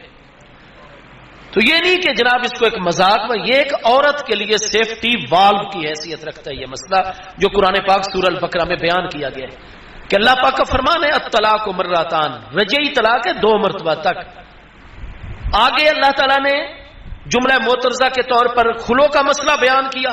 اور خلو کا اختیار عورت کو دینے کے بعد ساتھ ہی آگے فرما دیا کہ چاہے 2 طلاقیں رجعی ہوں یا خلو والا معاملہ ہو جائے اور وہ چلا جائے طلاق مغلظہ کے حکم میں، تو اللہ پاک نے فرمایا فَإِنْ طَلَّقَهَا، پھر اگر شوہر نے تیسری طلاق بھی دے دی فَلَا تَحِلُّ لَهُ مِنْ بَعْدُ، تو اس تیسری طلاق کے آ جانے کے بعد وہ عورت حلال نہیں رہے گی اس بندے کے لیے حَتَّى تَنْكِحَ زَوْجًا غَيْرَهُ، جب تک اس کے علاوہ کسی دوسرے مرد سے شادی نہ کر کے آ جائے گی۔ تو یہ تو قرآن نے بیان کیا ہے، اور پھر قرآن کے سب سے بڑے مفسر اور شارح تو مصطفیٰ کریم علیہ السلام ہیں، اور محبوب نے فرما دیا لعن اللہ المحلل والمحلل له، حلالہ کرنے کروانے اس میں انوالو ہونے والے شامل سب پر اللہ پاک کی لعنت ہے، اللہ انہیں اپنی رحمت سے دور کر دیتا ہے۔ لہذا اب قرآن پاک کی آیت اور حدیث سے صحیح کا نتیجہ یہ ہے کہ بھائی ایسا ہے کہ اب طلاقیں 3 ہو گئی ہیں تو صبر کا مظاہرہ کیا جائے۔ اعلیٰ ترین صورت یہ ہے کہ جو بھی لین دین ہے بچوں وغیرہ ان کے معاہدے کر کے عورت اپنی طرف چلی جائے، شوہر اپنی طرف، کچھ عرصے بعد اللہ پاک کرم فرمائے گا، مرد آگے شادی اور اسباب، خاتون اور بچوں کی بھی اللہ تعالیٰ کرم فرمائے گا، ان کے بھی اسباب پیدا کر دے گا، ان کی حفاظت کرے گا۔ فوت بھی تو ہو جاتے ہیں خدا نہ خواستہ والدین، ہاں اگر کوئی ایسا جذباتی معاملہ ہے کہ عورت و مرد رہ ہی نہیں سکتے ایک دوسرے کے بغیر، یا کسی کی جان جانے کا خطرہ یا سرے سے ان کے پیارے بچوں کے ہی تلف ہو جانے کا خطرہ ہے اس معاشرے میں، تو پھر یہی صورت قرآن نے بتائی، اور نبی علیہ السلام کی حدیث کی روشنی میں اس کا جائز طریقہ یہ ہے کہ پھر خاموش ہو جائیں، صبر کریں، عورت کو سارا معاملہ دے دیا جائے، وہ کسی بھی مسلمان مرد کے علم میں یہ بات لائے لیکن طلاق کی شرط نہ رکھے اور اسے کہ یہ ہماری پرابلم ہے اور اس شوہر کے بغیر میں نہیں زندہ رہ سکتی، یا وہ شوہر میرے بغیر نہیں، یا ہمارے بچوں کے طلب، یا کسی کی جان جانے کا خطرہ ہے، تو یہ مسلمان اللہ تعالیٰ کی رضا کے لیے ایک مسلمان کے ساتھ تعاون کی خاطر عورت ہی جا کر عدت مکمل ہو پہلی طلاق کی نکاح کر لے، وہ اپنے حقوق ادا کرنے کے بعد اپنی مرضی سے 1-2 دن کے بعد اللہ کی رضا کے لیے طلاق دے دے،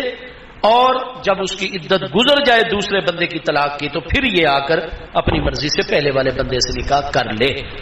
اس میں لوگوں کو انوالو کرنا، شہرتیں، یہ وہ خاموشی سے یہ سارے معاملات کر لیے جائیں، کیونکہ مسلمانوں کی یہ شان ہے۔ اللہ پاک ارشاد فرماتے ہیں اذا مروا باللغو مروا کراما، مسلمان جب کسی بےہودہ کاروائی معاملے سے گزرتے ہیں تو اس میں پتھر پھینک کر اس کی چھینٹیں نہیں اڑا دیتے اور معاشرے میں ان چیزوں کو عام نہیں کرتے، ان چیزوں کو پھیلانے نہیں چاہیے بلکہ اس کو دباتے ہیں اور کریم لوگوں والا اور عظیم لوگوں والا طریقہ اور شیوا اختیار کرتے ہیں۔ تو جہاں خدا نہ خواستہ ایسا کوئی معاملہ آگے، خاموشی سے ہی برادری کے 1-2 بزرگ اس میں آ کر تو وہ بچی جب عدت گزار لے اس کو اختیار دے دیا جائے، وہ کسی بھی معتمد بندے سے نکاح کر کے اپنا حقوق ادا، تو میاں بیوی ہیں، کوئی گناہ نہیں ہے، وہ بندہ اپنی مرضی سے اسی وقت یا بعد میں جب بھی چاہے طلاق دے دے، یہ خاتون اس سے طلاق لے لے کسی بھی جائز طریقے پر، عدت گزارے، پھر بندے کے ساتھ آ کر خود نکاح کر لے۔ تو اس طرح اس معاملے کو لعنت سے بچتے ہوئے سر انجام دینے کا ایک ہی راستہ بیان کیا گیا، اور اس میں اصل مقصد یہ نہیں تھا کہ بس 3 طلاقیں دیتے جاؤ اور حلالے کرواتے جاؤ، یہ تو مقصد ہی نہیں ہے قرآن پاک کا۔ قرآن پاک تو سب سے زیادہ مضبوط معاشرہ انسانی تشکیل دینا چاہتا ہے، چونکہ پہلے دور جاہلیت میں تھا 100 طلاقیں دیتے تھے اور پھر رجوع کر لیتے تھے، تو اسلام نے عورت کو تحفظ دیا کہ عورت کو کھلونا نہیں ہے کہ جب ناراض ہوئے طلاق دے دی، وہ بیچاری جب عدت گزرنے کے قریب آئی اس کو آزادی ملنی چاہیے، پھر تم رجوع کر کے اپنے پاس رہتے، تو فرمایا 3 طلاقوں کا تمہیں اختیار ہوگا، اور 3 طلاقوں کے بعد تو فلا تحل له من بعد حتى تنكح زوجا غیرہ، جب تک کسی دوسرے بندے سے شادی کر کے نہیں آئے گی، حقوق ادا کر کے نہیں آئے گی، تمہارے نکاح میں آ ہی نہیں سکے گی۔ کوئی غیرت مند عورت برداشت نہیں کر سکتی جس کا عقل اپنی جگہ کام کر اور ایمان اس کے اندر موجود ہے، کیونکہ محبوب علیہ السلام کی حدیث سے صحیح ہے، نبی علیہ السلام نے فرمایا لا ایمان لمن لا غیرت له، جس بندے مرد و عورت میں غیرت نہیں ہوتی اس میں ایمان ہی نہیں ہوتا۔ ایمان اتنا ہوتا ہے جتنی بندے میں غیرت ہو، کوئی بھی ایماندار عورت سمجھدار نہیں برداشت کرتی کہ وہ کوئی غیر مرد اس کے بستر کے اوپر آ جائے۔ لہذا عورت کو جب قرآن میں پہلے ہی بچپن میں والدین نے تعلیم دے دی، بیٹا یہ قرآن کا حکم ہے، مدرسے میں معلمہ صاحبہ، درس نظامی کی استانی صاحبہ، استاد صاحب نے تعلیم دی بیٹا آگے آپ نے عملی زندگی میں جانا ہے، آپ کی شادی ہونی ہے، آپ اپنے شوہر سے کبھی معاملے بگاڑنا نہیں، وہ جذبات میں غصے میں آ جائیں آپ صبر کر جانا، آپ کو زیادہ تحفظ کی ضرورت ہے۔ لہذا کبھی بھی اتنے معاملات نہیں کیریٹ کرنے کے شوہر 3 طلاقوں پر آ جائے۔ ایک تو عورت کو درس دینا مقصد تھا کہ بھئی 3 طلاقوں کے بعد اگر اسی کے ساتھ تم رہنا چاہتی ہو تو پھر تمہیں ایک دوسرے بندے کا منہ بغیر کپڑوں کے دیکھنا پڑے گا، کون عقل مند عورت، غیرت مند عورت برداشت، لہذا وہ 3 طلاقوں تک کبھی معاملے نہیں جانے دے گی۔ ادھر مرد کو پابند کر دیا کہ کبھی بھی اپنی بیوی سے بگاڑ نہ کرنا، اگر حالات ایسے بن گئے کہ 3 طلاقیں ہو گئی تو کوئی غیرت مند عقل مند مسلمان برداشت نہیں کر سکتا کہ اس کی عزت و غیرت اس کی بیوی کسی اور مرد کے ساتھ سوئے، لہذا نہ مرد 3 طلاقیں دے نہ ہی عورت 3 طلاقیں مانگے اور نہ کبھی 3 طلاقوں تک نوبت جانے دے، مرد عورت دونوں کی ذمہ داری۔ تو یہ تو جیسے صدر غلام اسحاق خان اللہ ان کی بخشے، انہوں نے ایک موقع پر فرمایا تھا بھئی یہ 58 بھی سیفٹی والو ہے، تو بالکل اسی طریقے سے جو ہے میں کہوں گا بلا تشبیہ یہ سیفٹی والو ہے، عورت کو بھی تحفظ دیا گیا ہے، مرد کو بھی جو ہے وہ خیال رکھنے کا حکم ہے، اس میں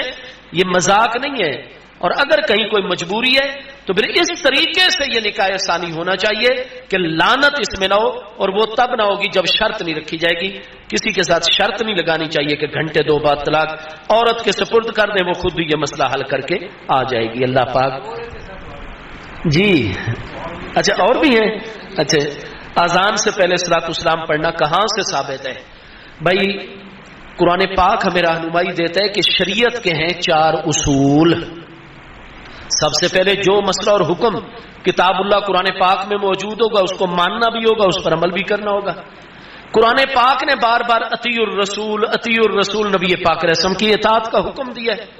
لہذا نبی علیہ السلام جو فرمائیں گے یا جو آپ سنت جاری کریں گے اس کو ماننا بھی، عمل بھی کرنا ہے۔ تیسرا اصول قرآن پاک نے دیا ہے، اور بھی بہت مقام ہے لیکن وقت تھوڑا ہے، میں آپ کو ایک مقام عرض کرتا ہوں۔ 5واں پارہ سورہ النساء آیت نمبر 115 میں اللہ پاک کا ارشاد گرامی ہے، من یشاقق الرسول من بعد ما تبین له الہدی ویتبع غیر سبیل المؤمنین نولہ ما تولی ونصلہ جہنم وساءت مصیرا۔ تو یہاں 5ویں پارے سورہ النساء کی آیت 115 میں فرمایا یتبع غیر سبیل المؤمنین، کہ جس مسئلے کے اوپر مسلمان علماء متفق ہو چکے ہوں، اجماعی مسئلہ ہو، اتفاقی مسئلہ،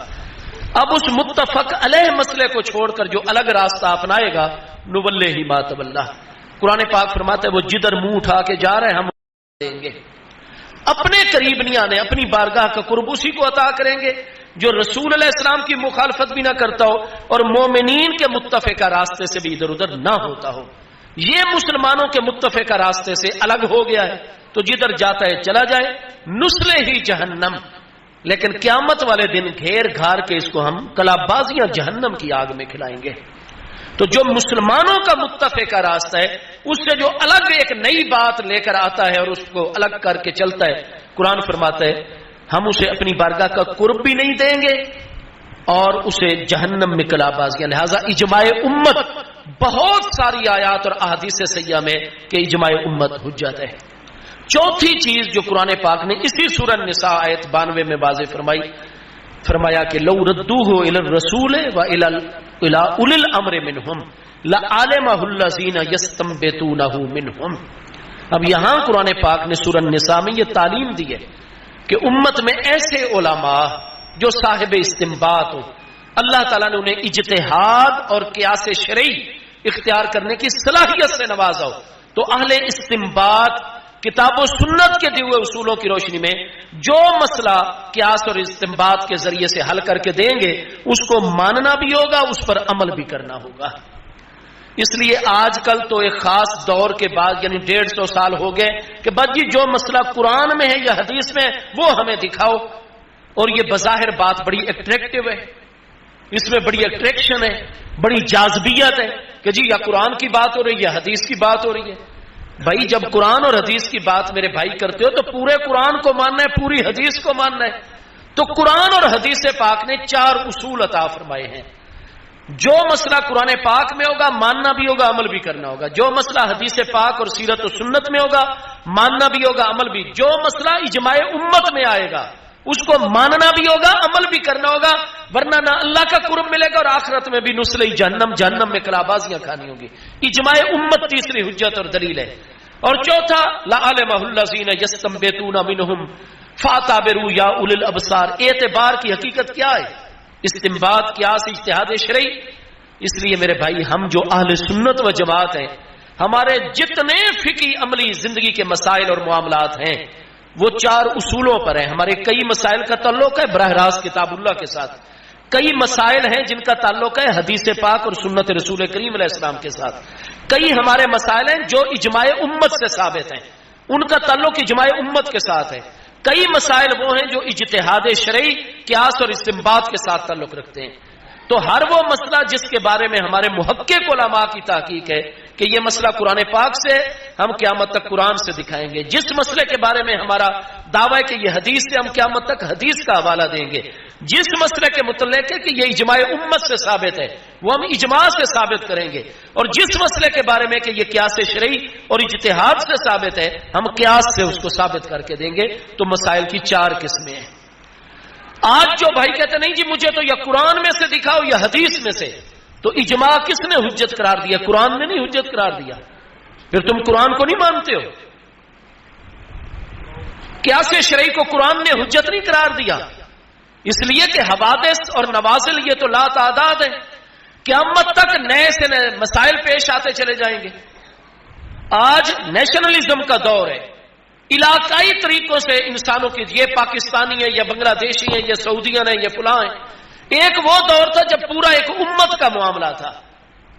آج کیا غیر برطانیہ کی نیشنلٹی ہم لیتے ہیں، اس کے بارے میں شریعت کیا کہتی ہے؟ کیا آج اس کے لیے قیاس کی ضرورت نہیں ہے؟ اگر آپ پرانے مسائل میں جائیں گے تو آپ نہ قرآن پاک برطانیہ میں لے جا سکتے ہیں، نہ آپ برطانیہ کی شہریت حاصل کر سکتے ہیں۔ تو اس لیے زمانہ بدلتا ہے، حالات بدلتے ہیں، تقاضوں میں تبدیلیاں آتی رہتی ہیں۔ اسلام ہے آخری دین، محبوب علیہ السلام ہے خاتم النبیین، اس لیے اس شریعت مبارکہ میں اجماع امت کو بھی حجت رکھ دیا گیا ہے، قیاس شرعی کو بھی حجت، کہ جس دور میں کوئی اخلاقی مسئلہ آ جائے، کوئی معاشی اکنامیکل یا اقتصادی مسئلہ آ جائے، کوئی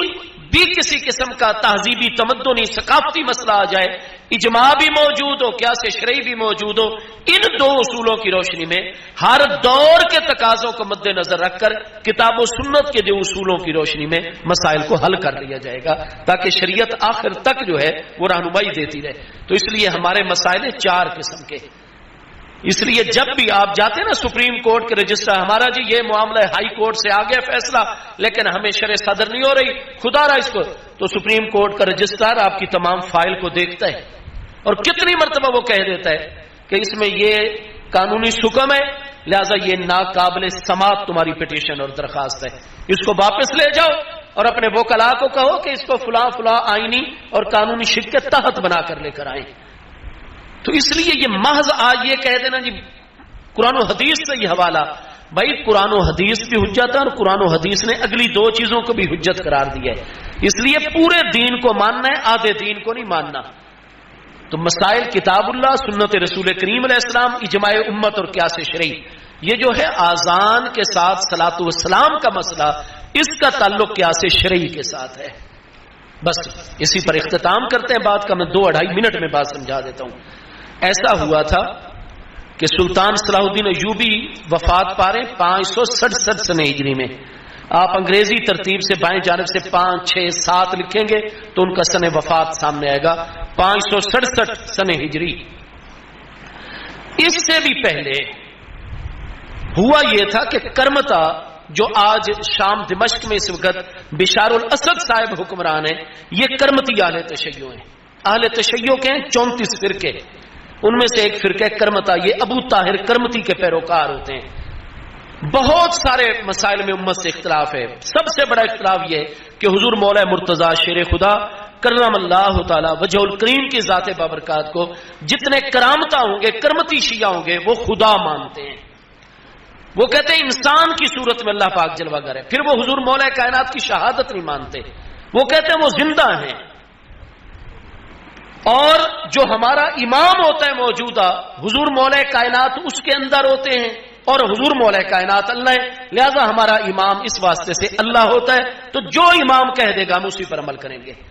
بشار الاسد کا والد حافظ الاسد شام کا سابق صدر فوت ہو گئے، وہ ان کا اس وقت کا امام تھا۔ تو یہ بھائی کرمتی آج بھی موجود ہیں۔ ہوا یہ تھا کہ حرمین طیبین شام، اس وقت ملتان کا حاکم بھی کرمتی تھا،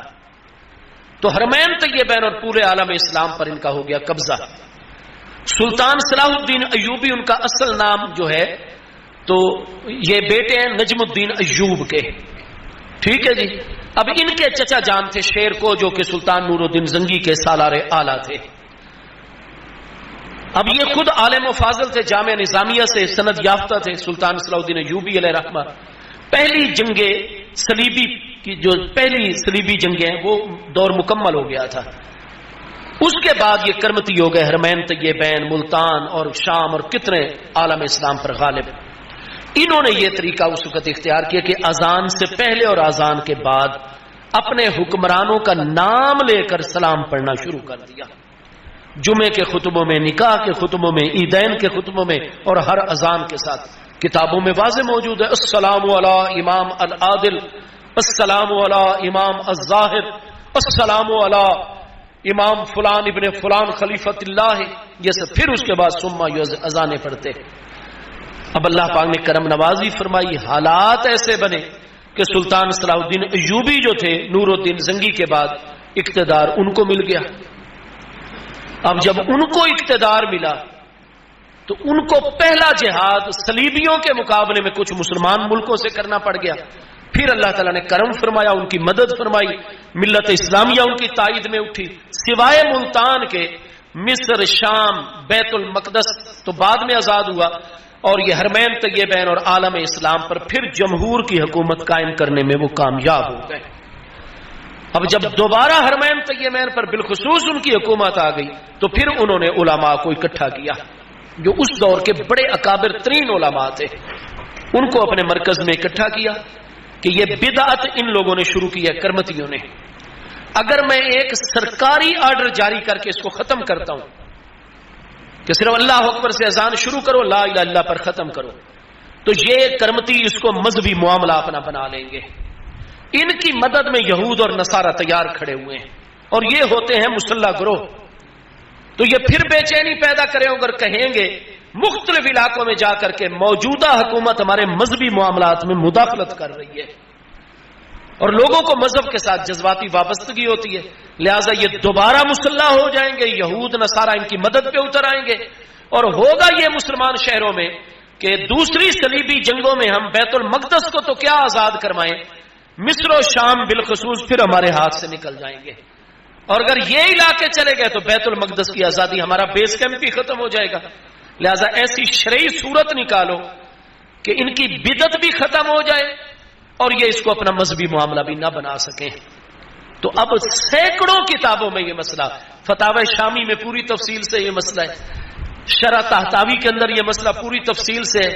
امام جلال الدین سیوطی کی کتابوں میں تفصیل سے، الغرض حنفی، مالکی، شافعی، حنبلی، ساری کتابوں میں اور صدیوں سے اور سینکڑوں کتابوں میں یہ مسئلہ موجود ہے کہ پھر علماء بیٹھ گئے، انہوں نے غور و فکر کیا، اور تمام اکابر علماء اس دور کے 6 صدی ہجری کے متوسط دور میں جمع ہو گئے کہ جناب اس کی شرعی صورت ہے، آپ ایسا کریں کہ ان کے حکمرانوں اور اماموں سے سلام ہٹائیں اور مصطفیٰ جان رحمت پہ سلام شروع کروا دیں۔ اس وقت لوگوں میں حیا تھی، جب نبی پاک علیہ السلام کا نام آتا تھا پھر سارے سر جھکا جاتے تھے، تو سلطان خود انہوں نے کہا یہ بالکل ٹھیک ہے، جب الصلاۃ والسلام علیک یا سیدی یا رسول اللہ پڑھا جائے گا علیہ السلام، کوئی بھی اعتراض، کوئی بھی یہ نہیں کہے گا کہ بھئی آپ نبی علیہ السلام سے سلام ہٹائیں اور ہمارے بزرگوں پر سلام پڑھائیں، یہ کوئی بھی جرات نہیں کرے گا، مسئلہ حل ہو جائے گا۔ لیکن سوال یہ ہے کیا نبی پاک علیہ السلام کی ذات بابرکات پر بھی اذان سے پہلے یا اذان کے بعد مؤذن اونچی آواز میں سلام پڑھے، یہ جائز ہے؟ کہیں یہ بدعت کے مقابلے میں کوئی بدعت سیئہ تو نہیں بن جائے گی؟ تمام علماء نے فرمایا نہیں جی، چونکہ قیاس اس کی رہنمائی کر رہا ہے، شرعی دلیل اس کے پیچھے موجود ہے۔ وہ دلیل کیا تھی؟ وہ آج بھی صحیح بخاری، وہ حدیث جو انہوں نے اپنی سند سے پیش کی، آج بھی بخاری شریف پہلی جلد 84 کتاب الصلاۃ باب صلاۃ المسافرین میں سیدنا عبداللہ ابن عمر رضی اللہ عنہ سے مروی صحیح سند کے ساتھ موجود ہے، باقی کتابوں میں بھی ہے۔ حضرت ابن عمر رضی اللہ عنہ فرماتے ہیں کہ جب آندھی ہوتی، طوفان ہوتا، سفر ہوتا، کوئی بارش تیز ہوتی، محبوب علیہ السلام بالخصوص فجر اور عشاء کی اذان میں اپنے مؤذن کو حکمت کر دیتے کہ اذان پڑھو ان یقولا علی اسرہی، لیکن جیسے ہی اذان مکمل کرنی ہے متصل بعد علی اسرہی الفاظ دائیں طرف بھی اور بائیں طرف بھی کہہ دو اذان کے ساتھ اونچے اونچے، الا صلو فی الرحال، الا صلو فی الرحال۔ لوگوں آج بارش ہے، آج رات بڑی اندھیری ہے، آج آندھی طوفان ہے، لہذا جتنے ہمارے ساتھ ہیں وہ جماعت سے عشاء فجر پڑھ لیں گے، باقی الا صلو فی الرحال آپ اپنے گھروں میں نماز پڑھ لینا، الا صلو فی الرحال آپ اپنے گھروں میں نماز پڑھ لینا۔ این یقولا علی اسرہی، اذان مکمل کرتے ہی فوراً بعد یہ کلمات مؤذن نے کہہ دینے ہیں۔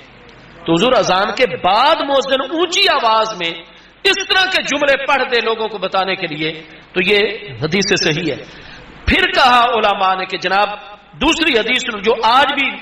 ابو داؤد پہلی جلد صفحہ 88 کتاب الاذان باب الاذان فوق المنارہ میں صحیح سند سے موجود ہے کہ نبی علیہ السلام کی صحابیہ سیدہ ام نوار انصاریہ رضی اللہ عنہا فرماتی ہیں کانا بیتی اطول بیوت حول المسجد، مدینہ شریف میں مسجد نبوی شریف کے ارد گرد جتنے مکان تھے میرا مکان سب سے بڑا اور سب سے اونچا تھا۔ نبی علیہ السلام نے مسجد شریف سے سیڑھیاں بنوا دی تھی، حضرت بلال کو حکم تھا کہ تم نے فجر کی اذان ام نوار انصاریہ کے گھر کی چھت پر، تاکہ لوگ صبح کا ٹائم ہوتا ہے اذان کی آواز ہر گھر میں دور دور تک جانی چاہیے، فرمایا حضرت بلال آتے تھے اور اس کے بعد ان کا طریقہ کیا تھا، واللہ ما علمت ان ترکھا لیلۃ واحدۃ، یعنی حاضر کلمات، اللہ کی قسم حضرت بلال نے جب بھی اذان فجر پڑھی ہے پہلے یہ 3 دعائیہ جملے پڑھے ہیں، اس کے بعد اذان پڑھی ہے۔ اب یہ 3 جملے حضرت بلال نے کبھی، حضرت بلال نے تو اذان ہی نبی علیہ السلام کی حیات طیبہ پر دی ہے۔ محبوب کا وصال ہوا، جب محبوب نظر نہیں آتے تھے عالم ظاہرہ میں، حضرت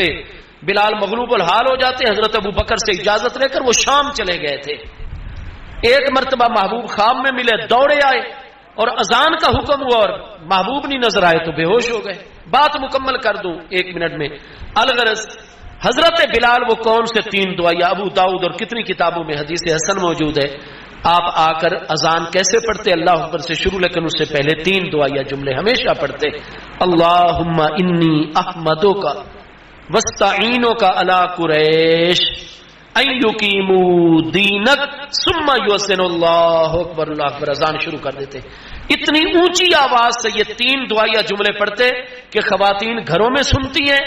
اور اس کو یاد رکھتی ہیں، اور یہ کہتی ہیں کہ اللہ کی قسم کوئی ایک بھی اذان فجر ایسی نہیں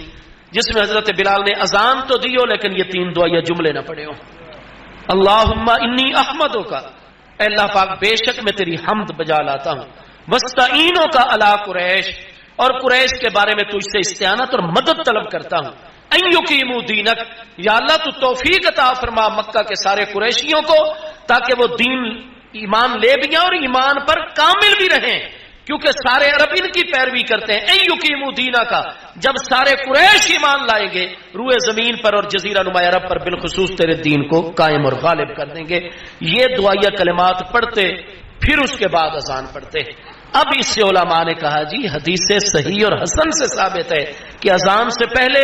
3 دعائیہ جملے ہوں یا اذان کے بعد 2 عربی میں جملے ہوں، اگر امیر المومنین کا حکم ہو جائے یا فقیہ وقت کا حکم ہو جائے تو یہ اذان میں اضافہ نہیں ہوتا، بالکل جائز ہے، یہ قیاس ہے اس بات کا۔ تو اللہ تعالیٰ نے سلطان کو شرح صدر دی، آپ یہ فتاوی شامی اور بڑی بڑی جو کتابیں ان میں آپ اذان کے باب میں دیکھ لیں، وہ سن بھی لکھا ہوا ہے، وہ تاریخ بھی لکھی ہوئی ہے، اور وہ اذان مغرب بھی لکھی ہوئی ہے، جس میں سب سے پہلے الصلاۃ والسلام علیک یا سیدی یا رسول اللہ وعلی آلک واصحابک یا سیدی یا حبیب اللہ کہہ کر صلاۃ والسلام پڑھا گیا۔ اب علماء بعد والے کیا ہے، امام جلال الدین سیوطی جیسے محققینوں، علامہ شامی جیسے، علامہ سید احمد طہطاوی جیسے، شافعی، مالکی، حنبلی، حنفی، سب علماء کا ہر دور میں آپ جس صدی کی کتاب اٹھائیں گے آپ کو ہندوستان کی کتابوں میں، عرب کی سب میں ملے گا کہ ہذہ بدعۃ صالحۃ، ہاں جی، یوجر علیہا فاعلھا بحسن نیت۔ امام سیوطی کے الفاظ ہیں من البدع الحسنۃ التی یوجر علیہا فاعلھا بحسن نیت، فرمایا یہ ہے نیا کام۔ نبی علیہ السلام کے دور میں اذان سے پہلے دعائیہ کلمات پڑھے گئے، اذان کے بعد آندھی طوفان کے موقع پر جب ضرورت پڑی مؤذن نے کلمات پڑھے، صلاۃ والسلام کے الفاظ نہیں تھے، لیکن چونکہ نبی علیہ السلام کے حکم پر پہلے بھی الفاظ پڑھے گئے بعد میں بھی، اس لیے جس دور میں ضرورت لاحق ہو جائے گی، اگر امیر المومنین حکم دے یا کوئی فقیہ وقت حکم دے اور مؤذن اذان سے پہلے یا بعد کوئی کلمات پڑھ دے گا تو اذان ہی رہے گی، اللہ اکبر سے شروع ہوگی لا الہ الا پر، لیکن اس سے پہلے یا بعد میں عربی میں الفاظ پڑھے جائیں تو یہ ناجائز نہیں ہے، بلکہ نبی علیہ السلام کے حکم پر کلمات ادا کیے گئے ہیں۔ پھر مسلم شریف پہلی جلد کتاب الجمعہ میں پڑھیں گے، جمعرات کو بڑی شدید حضرت عبداللہ ابن عباس کے دور میں خلفائے راشدین کے بھی شہادتوں کے بعد بارش ہوئی، آپ نے جب جمعے کی اذان لگی مؤذن کو حکم دے دیا کہ آج مدینہ طیبہ کی گلیوں میں بہت زیادہ کیچڑ ہے، وہل ہے، بوڑھے بزرگ آئیں گے، گریں گے، ان کی ہڈیاں ٹوٹ جائیں گی، لہذا ان یقولا عند الحیئلۃ، اذان پڑھنی ہے ساتھ ہی کہہ دینا ہے الا صلوا فی رحالکم، الا صلوا فی رحالکم، لوگوں کیچڑ بہت زیادہ ہے، ہم جتنے موجود ہیں ہم جمعہ پڑھ لیں گے، باقی جو نہیں آ سکتے وہ تکلیف نہ کریں، اپنے کپڑے خراب نہ کریں، خطرے میں اپنے آپ کو نہ ڈالیں، اپنے گھروں میں ظہر کی نماز پڑھ لیں۔ کچھ نئے حضرات آئے ہوئے تھے، مسلم شریف کی یہ حدیث پڑھ رہا ہوں، انہوں نے تیز نظروں سے حضرت عبداللہ ابن عباس کی طرف دیکھا کہ حضور یہ آپ کیا، لوگ جمعہ گھر میں پڑھ لیں، ظہر گھر میں پڑھیں اور ادھر نہ آئیں۔ آپ نے جب دیکھا کہ لوگ نئے ہیں اور مجھے حیرانی سے دیکھ رہے ہیں، مسلم شریف میں الفاظ ہیں، آپ نے فرمایا میری طرف تیز نظروں سے نہ دیکھو، ان کل تو لہو، اگر میں نے مؤذن کو اذان کے ساتھ یہ کلمات پڑھنے کا حکم دیا تو فقد قالہ